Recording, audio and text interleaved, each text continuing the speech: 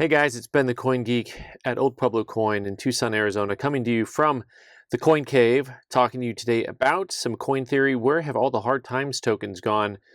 Long time, you fill in the rest.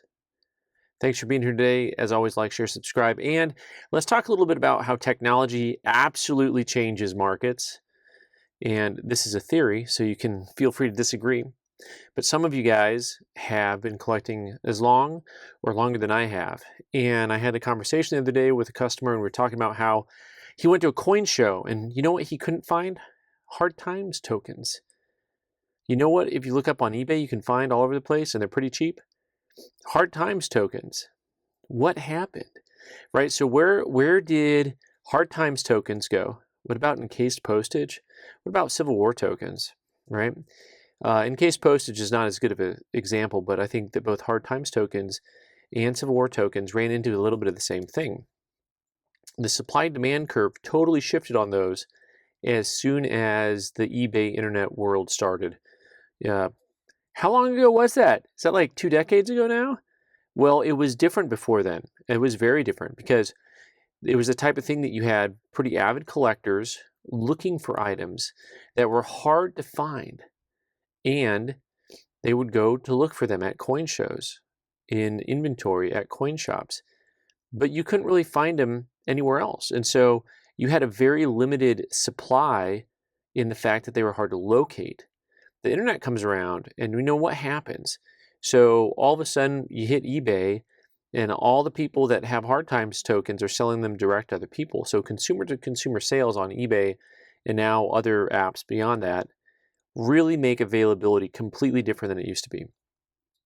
So what you start to see is a saturation between supply and demand. You start to see the demand level, if it's always the same number of people, but all of a sudden now they can all find things easier, well, now you're really having a problem. So what I've seen from my perspective is that coin shops don't really want to deal as much with those coin dealers, I should say. Let's put it in two different categories. So guys who work at shows and do shows almost exclusively, they don't have a lot of people who come to them looking for that stuff. So why bother trying to buy it themselves and carry it themselves? Because the hard time token collectors have basically completely circumvented the entire system. Right? They're just like, well, we're going to trade ourselves through Facebook groups and through other online platforms, and we don't need dealers as much. And so there are very few dealers that deal specifically in hard times tokens or Civil War tokens.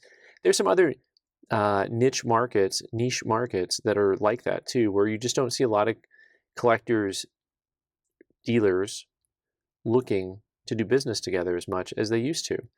And I just thought it was fascinating. The more I sat and thought about it, I was like, okay, I agree with my collector who says, I don't see these at shows anymore.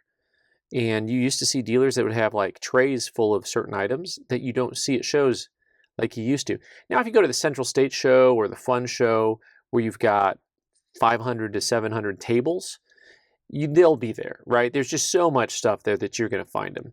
But for those of you who collect Civil War tokens and hard time tokens, let me know what you think about this theory about the change in technology and how that affected it. And if you think I'm onto something here, it gives you pause to think about, well, what's coming next? Like, what type of changes can come next that can really affect the coin market? How is technology, the way the human buys and sells stuff, going to change with technology in a way that it will actually affect the outcome of the marketplace? So there are things that I remember from when I was first starting out in the industry, going straight from a collector to a dealer, and man, stuff that I just love to find and look at and see. And now some of those things, they're less expensive than they were 25 years ago. I want a hard times tokens to be kind of cool, somewhat expensive items.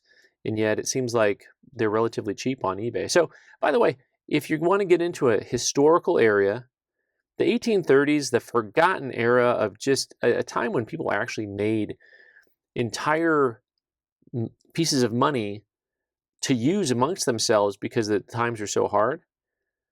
Like how that's such a forgotten piece of history, and yet here we are with the tokens themselves are almost forgotten in the marketplace.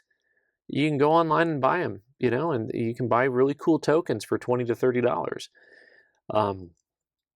Anyway, that's a rant. That's a wrap. And let me know what you guys think about the theory. Let me know if you collect Hard Times tokens or Civil War tokens, or let me know if there's something else that you think has a similar kind of feel to it, that, yeah, you know what, those used to trade and be hard to find, but now they're all over eBay and they're cheap. And we're not just talking Beanie Babies. All right, guys.